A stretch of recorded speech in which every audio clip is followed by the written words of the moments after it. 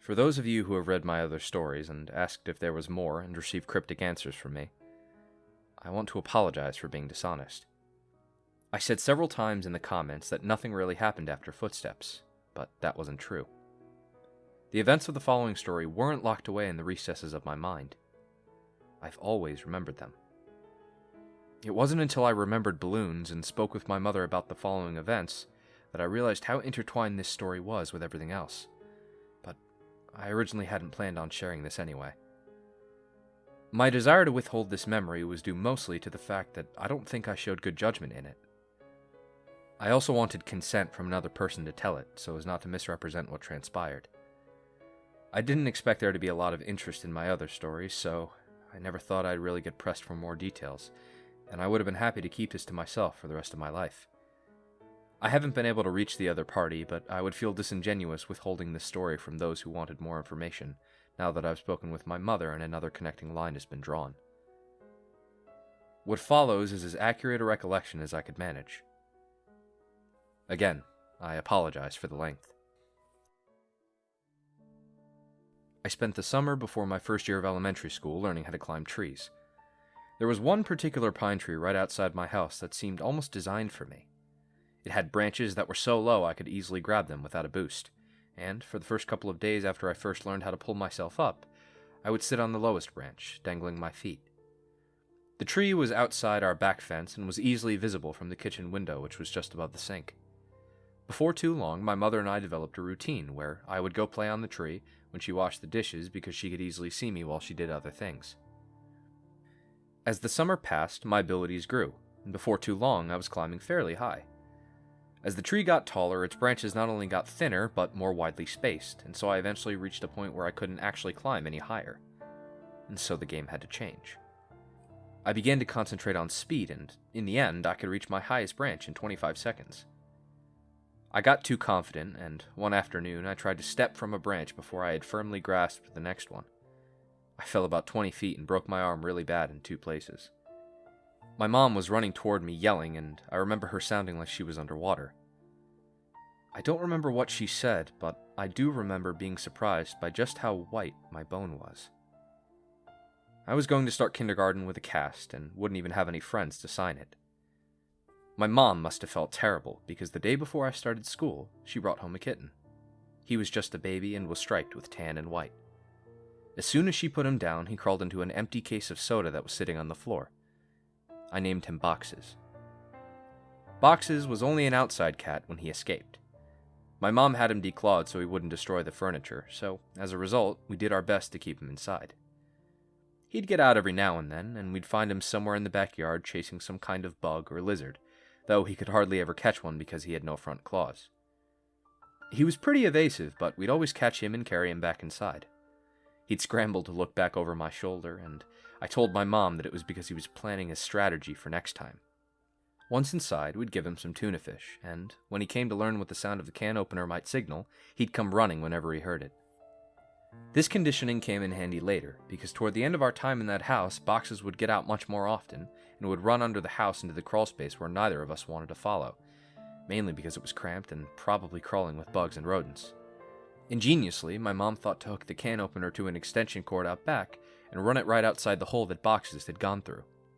Eventually, he would emerge with his loud meows, looking excited by the sound, and then horrified at how we could run such a cruel ruse on him.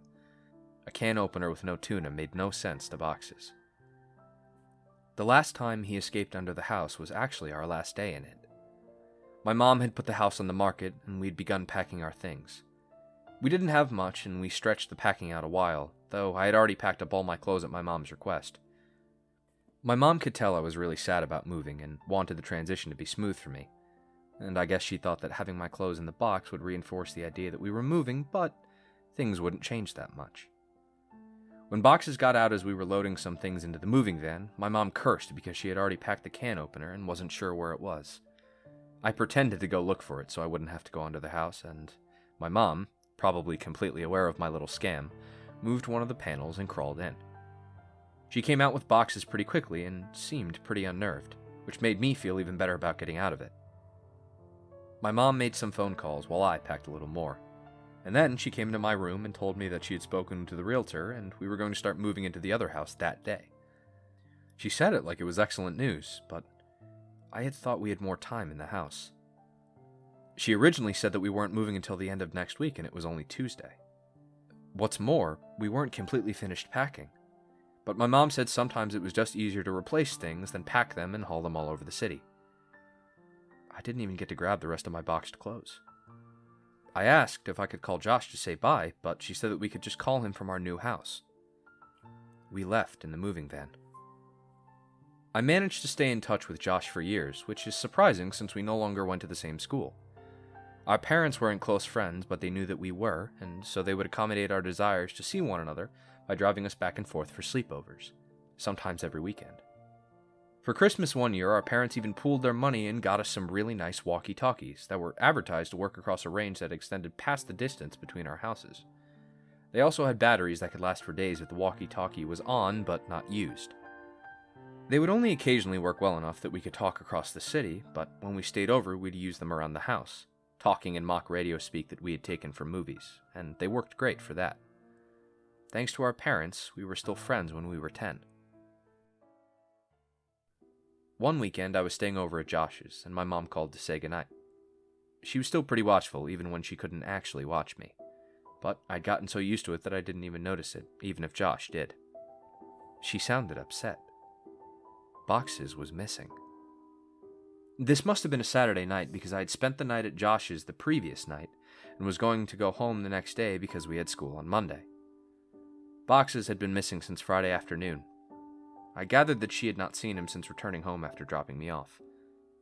She must have decided to tell me that he was missing because if he didn't come home before I did, then I would be devastated at not only his absence, but how she could have kept it from me. She told me not to worry. He'll come back. He always does. But Boxes didn't come back.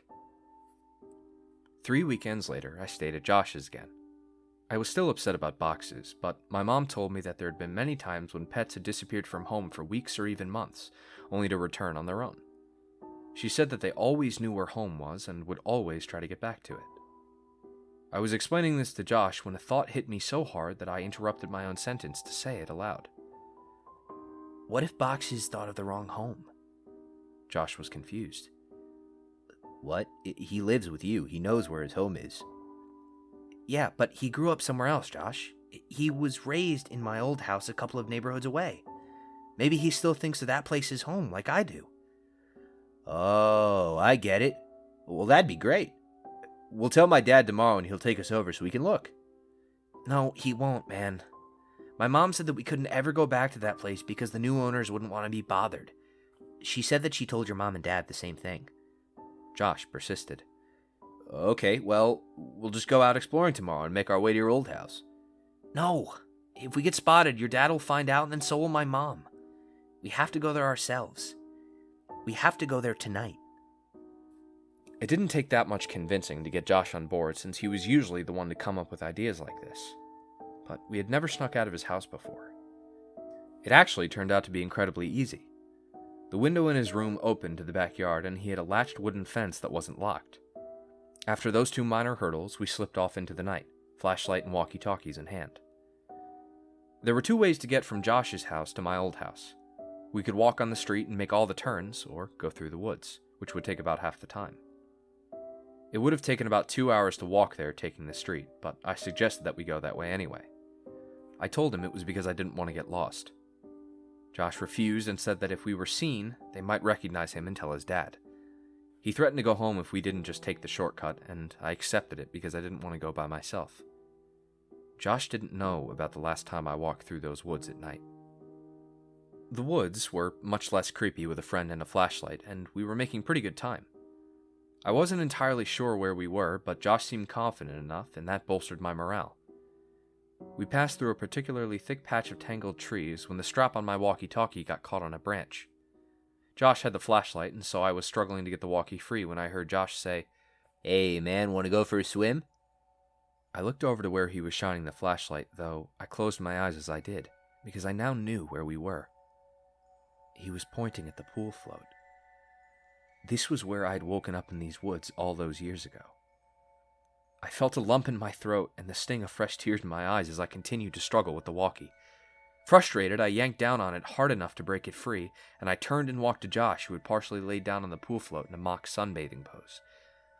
As I walked toward him, I stumbled and nearly fell into a fairly large hole that was sitting in the middle of this small clearing, but I regained my balance and stopped right at the edge. It was deep. I was surprised by the size of the hole, but more surprised by the fact that I didn't remember it.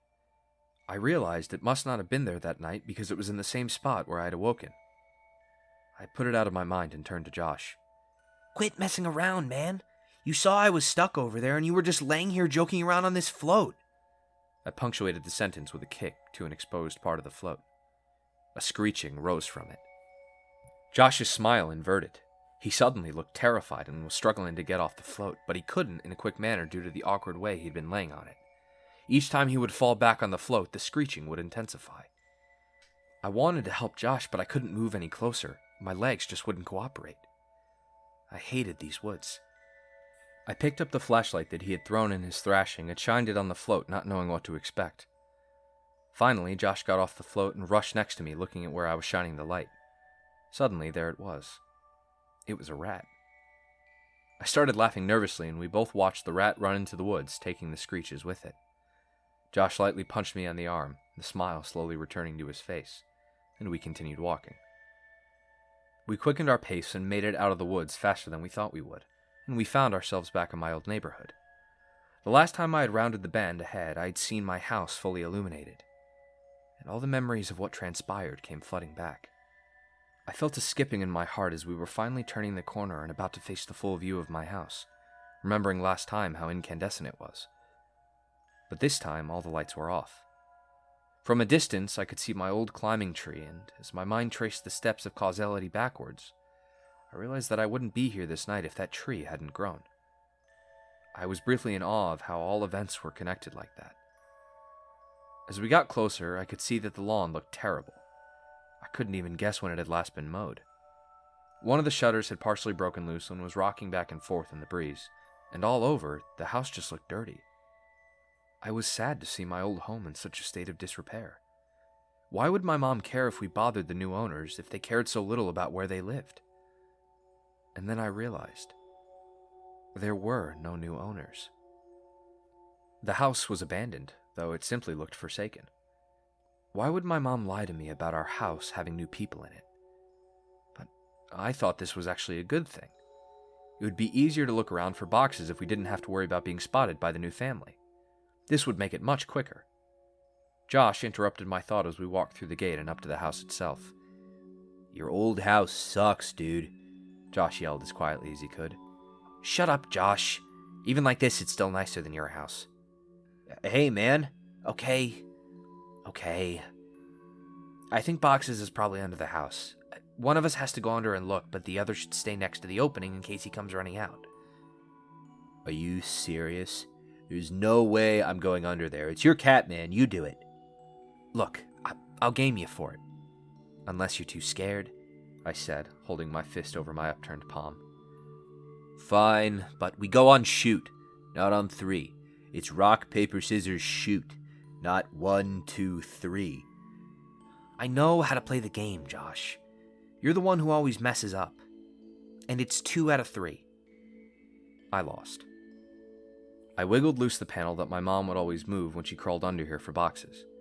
She only had to do it a couple of times since the can opener trick usually worked, but when she had to do it, she hated it, especially that last time. And as I looked into the darkness of the crawl space, I had a greater appreciation for why. Before we moved, she said that it was actually better that boxes ran under here, despite how hard it could be to get him out. It was less dangerous than him jumping over the fence and running around the neighborhood. All that was true, but I was still dreading doing this. I grabbed the flashlight and the walkie-talkie and began to crawl in. A powerful smell overtook me. It smelled like death. I turned on my walkie. Josh, are you there? This is Macho Man. Come back. Josh, cut it out. There's something wrong down here. What do you mean? It stinks.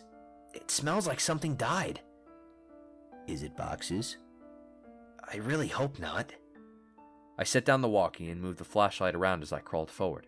Looking through the hole from the outside, you could see all the way back up with the right lighting, but you had to be inside to see around the support blocks that held the house up. I'd say that there was about 40% of the area that you couldn't see unless you were actually in the crawl space, but even inside I discovered that I could only see directly where the flashlight was pointing. I realized that this would make scouting around the place much more difficult. As I moved forward, the smell intensified. The fear was growing in me that Boxes had come here and something had happened to him. I shined the flashlight around, but couldn't see much of anything. I wrapped my fingers around a support block to pull myself forward, and as I did, I felt something that made my hand recoil. Fur. My heart sank and I prepared myself emotionally for what I was about to see. I crawled slowly so I could prolong what I knew was coming, and I inched my eyes and the flashlight past the block to see what was on the other side. I staggered back in horror. Jesus Christ! Escaped my trembling mouth. It was a hideous and twisted creature, badly decomposed. Its skin had rotted away on its face, so the teeth appeared to be enormous, and the smell was unbearable. What is it? Are you okay? Is it Boxes? I reached for the walkie. No, it's not Boxes. What the hell is it then? I don't know. I shined the light on it again and looked at it with less fear in my vision. I chuckled. It's a raccoon. Well, keep looking. I'm gonna go into the house to see if he might have made it in there somehow. What? No, Josh, don't go in there. What if Boxes is down here and runs out? He can't. I put the board back. I looked and saw that he was telling the truth. Why'd you do that? Don't worry, man. You can move it easy. This makes more sense anyway. If Boxes ran out and I missed him, then he'd be gone.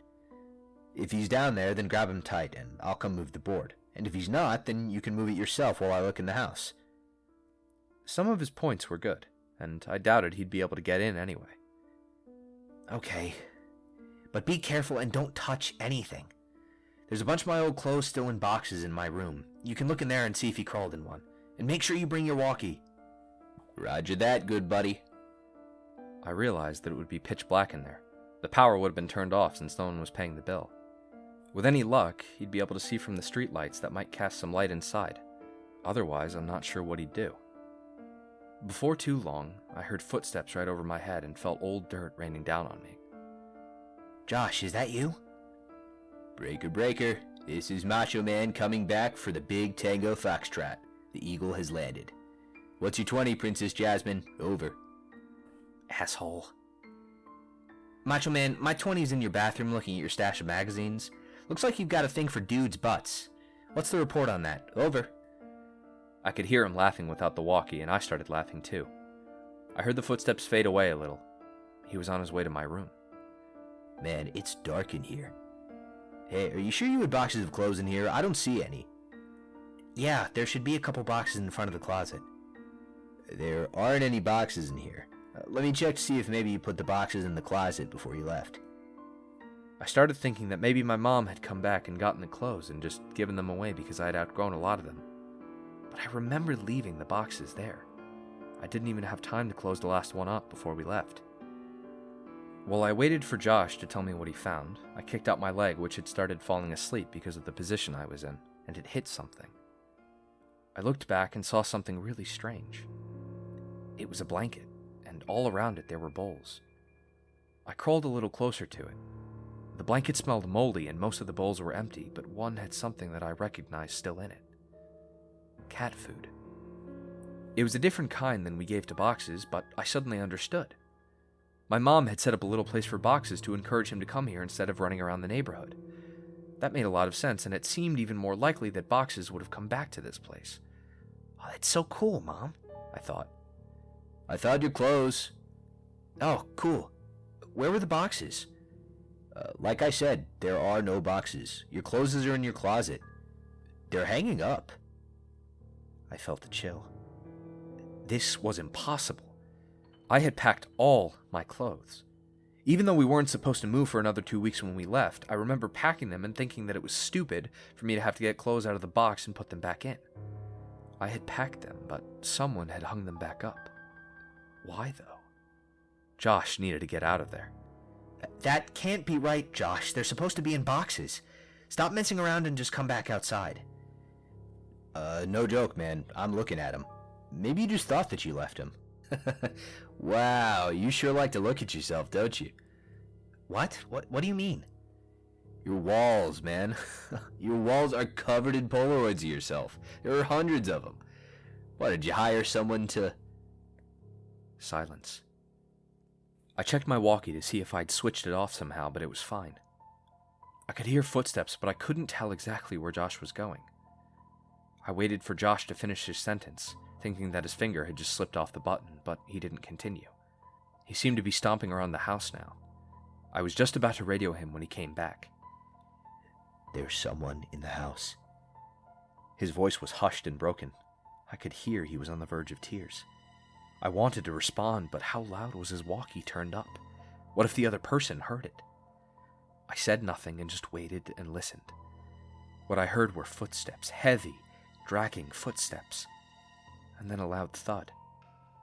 Oh, God, Josh. He had been found. I was sure of it. This person had found him and was hurting him. I broke out in tears. He was my only friend next to boxes. And then I realized, what if Josh told him I was under here? What could I possibly do? As I struggled to compose myself, I thankfully heard Josh's voice through the walkie. He's got something, man. It's a big bag. He just threw it on the floor and... Oh, God, man, the bag. I think it just moved. I was paralyzed. I wanted to run home. I wanted to save Josh. I wanted to go for help. I wanted so many things, but I just lay there, frozen.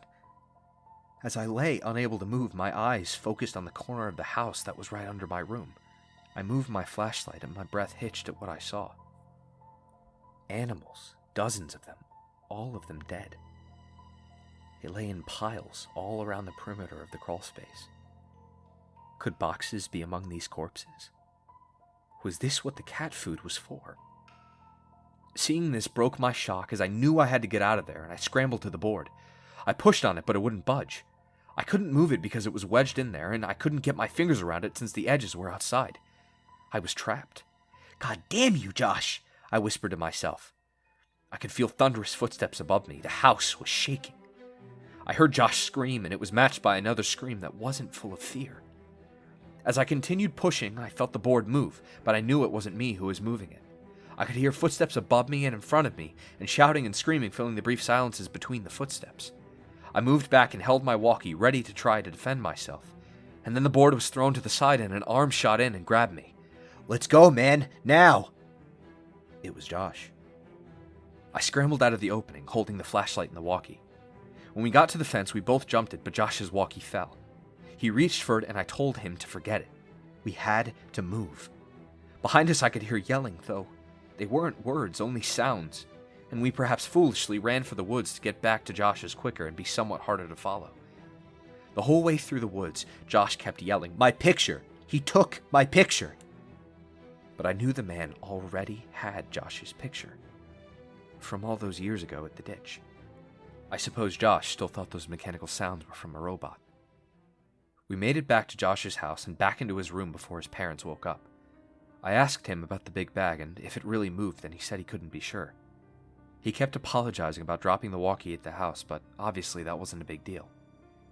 We didn't go to sleep and sat peering out the window, waiting for him. I went home later that day as it was already about 3 a.m. I told my mom the basics of this story a couple days ago. She broke down and was furious about the danger I put myself in. I asked her why she made all those things up about bothering the new owners to stop me from going. Why did she think the house was so dangerous? She became irate and hysterical, but she answered my question. She grabbed my hand and squeezed it harder than I thought her capable of and locked her eyes to mine, whispering as if she was afraid of being overheard. Because I never put any fucking blankets or bowls under the house for boxes. You weren't the only one to find them. I felt dizzy. I understood so much now. I understood why she had looked so uneasy after she brought boxes out from the house on our last day there. She found more than spiders or rats' nests that day. I understood why we left almost 2 weeks early. I understood why she tried to stop me from going back. She knew. She knew he had made his home under ours, and she kept it from me. I left without saying another word and didn't finish the story for her, but I want to finish it here, for you. I got home from Josh's that day, and I threw my stuff out on the floor, and it scattered everywhere. I didn't care. I just wanted to sleep. I woke up around 9 p.m. to the sound of boxes meowing. My heart leapt. He had finally come home. I was a little sick about the fact that if I had just waited a day, none of the previous night's events would have happened, and I'd have boxes anyway. But that didn't matter. He was back. I got off my bed and called for him, looking around to catch a glint of light off his eyes. The crying continued, and I followed it. It was coming from under the bed. I laughed a little, thinking I had just crawled under a house looking for him and how this was so much better. His meows were being muffled by a shirt, so I flung it aside and smiled, yelling, "Welcome home, Boxes!" His cries were coming from my walkie-talkie. Boxes never came home.